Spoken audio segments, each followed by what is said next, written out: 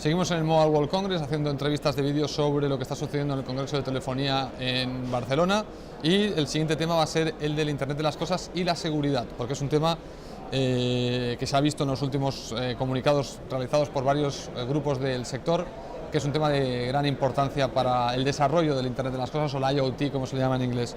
Tenemos con nosotros a Peter de la empresa F5, que nos va a ayudar a entender mejor qué se tiene que hacer para asegurar el IoT. Peter, welcome to telecomunicaciones.com. Thank you. So as I was telling our audience, with you we're going to be discussing the IoT security and see where are we, because obviously one of the pillars of the IoT, as being said not just by us but by many industry bodies, is security. And it seems security in IoT yet is not at its fullest. So I don't know if you could tell us from F5, where are we in terms of securing the IoT? Yeah, Are we ready? It's certainly a big challenge, and I think just to put it in perspective, the numbers of devices that will be connecting to service provider networks and other networks will be 7 to 10 to 15 per person. And what will happen there is you'll have a lot more security threats exposed from the devices back into the network, where potentially malware that may find its way onto these things could find its way back into the networks and could expose the networks in certain ways that are not even anticipated today.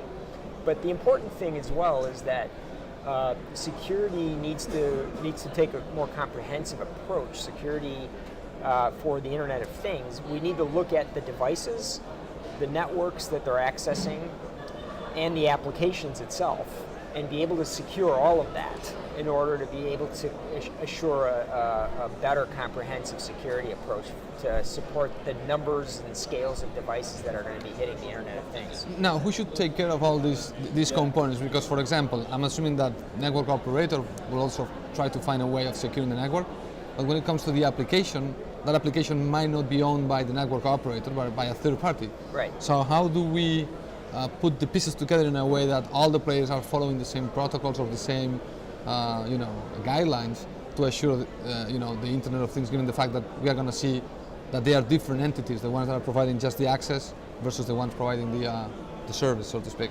Yeah, certainly that's a big challenge, and it's always difficult to get everybody on the same page, if you will, in terms of how to best approach it.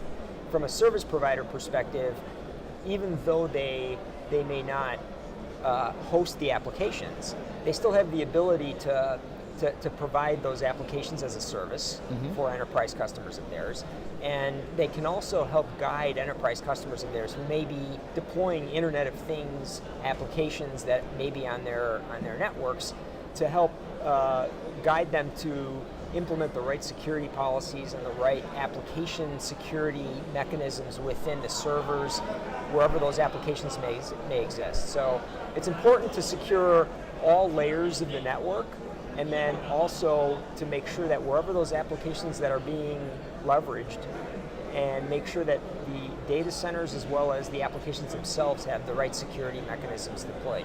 Okay. Now, one of the things that we hear a lot about security is that, and looking at the chain that creates the whole network, starting from the user, it's his/her device, going up to the network. Most of these IoT applications are going to be something related to health, where the user is not going to actually do anything. Yep. But the wristwatch is going to communicate with his or her doctor or whatever. The weak point usually is the end user, it seems, at some point.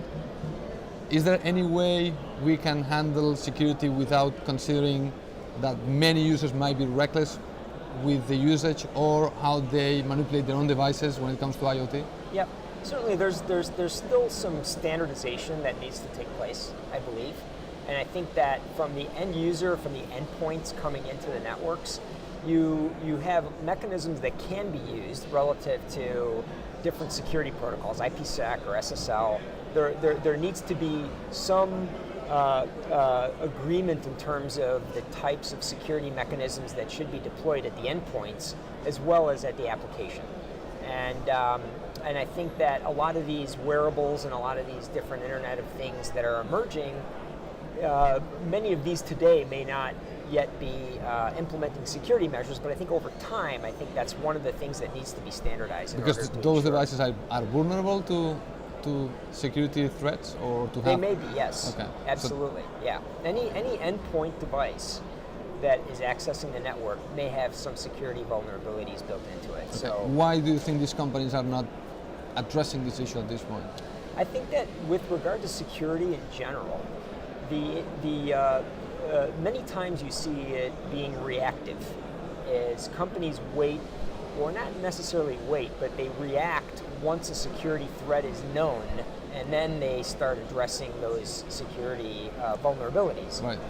Whereas the better approach that needs to be taken is to look at a holistic approach in terms of trying to anticipate the security holes that may exist and try to make sure that you're plugging up those security holes from the endpoint all the way to the application, that you can ensure the security is built into the service and into the application and into the whole ecosystem from an end-to-end perspective.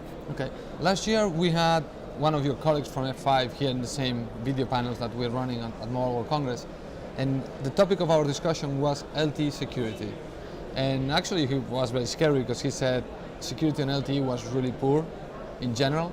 I don't know if that has changed, because given the fact that IoT probably is going to rely on LTE, perhaps on LTE Advanced, or perhaps on a 5G standard which is going to be based on LTE, but in more bands or with different capabilities, lower latency, whatever.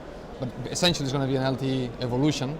I don't know if you would diagnose the same situation today with LTE networks, that they are kind of insecure at this point, or do you think that this issue in the last year has been addressed because there are more networks? It's a good question. I think that LTE networks by nature are all IP networks. So when you look at that versus a 3G network or a 2G network, those were more closed networks, and security was built in because you had proprietary networks from an end-to-end perspective.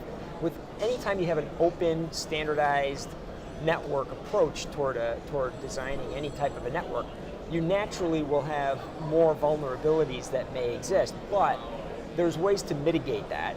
So I wouldn't necessarily say it's less secure, because there are ways you can plug up those vulnerabilities. But are operators plugging those patches to those vulnerabilities, or you would say that at this point, as you were saying, LTE networks are new, maybe they are not at risk at this point because they are fairly new, and perhaps operators are waiting to react until they see something, or you are seeing operators actually saying, no, we need to patch it up before? Yeah, I think for the most part, I think operators are being proactive, and they're certainly taking the steps necessary to secure their networks. I wouldn't say that all networks are secure, because certainly, there's always an investment required behind security and building security into networks. So a lot of how secure networks may be will depend on how much investment is being put into those networks. But for the most part, I think operators are aggressively trying to make sure those networks are secure. For the simple reason is it's their business, it's their brand, and they have to. So they have no choice but to try to make sure they stay on top of whatever security threats may exist, that they make sure they plug those holes. Okay, you said at the beginning when we were talking about IoT more specifically that there needs to be standards for security. Yeah. I don't know if you said exactly that. That was what you said, right? Yeah. So my question is, okay, there needs to be standards. There's standard bodies everywhere, doing all sorts of work. How would you describe the work that these standard bodies are doing regarding security at this point for IoT?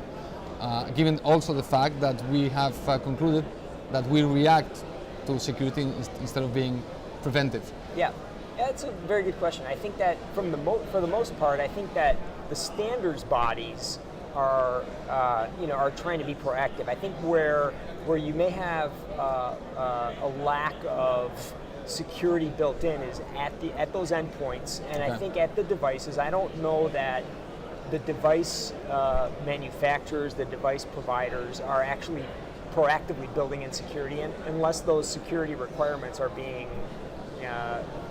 demanded upon by the operator, by the users, by whoever's deploying the applications. Right, but the IoT obviously, I mean, here's where probably things are getting a bit out of control, because many of the IoT devices are going to be perhaps Wi-Fi only. Yeah. Which means that they could connect to any network. Right. It's not that an operator has any influence on a Wi-Fi that it's on a device that it's only Wi-Fi. Sure. So those devices are kind of up to the manufacturer to secure or not. Right. So that's kind of a black hole we might find in IoT.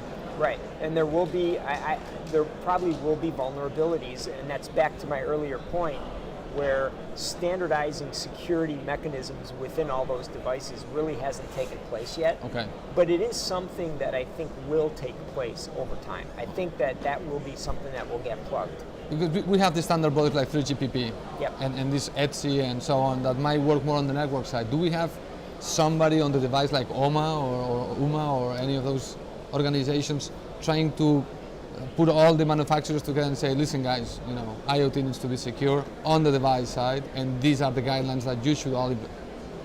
After that would be up to each manufacturer, but yeah, is there anybody, standard body trying to address this issue? I don't know that there is at this okay. point. So and I think that's certainly a concern. I think okay, that is something that needs to be driven by a combination of factors. I think the enterprises that may be deploying, that may be deploying and relying on Internet of Things for various applications, whether it's for metering or whether it's for other applications relative to enterprise, could help drive that, because they're the ones that will probably be able to have more volume influence over the device side and the access points. Excellent. All right, Peter, thank you so much for taking some time to stay with us today and discuss IoT security. Thank you. Hope to see you next year, and hopefully devices will be more secure. Thank you very much. Thank you.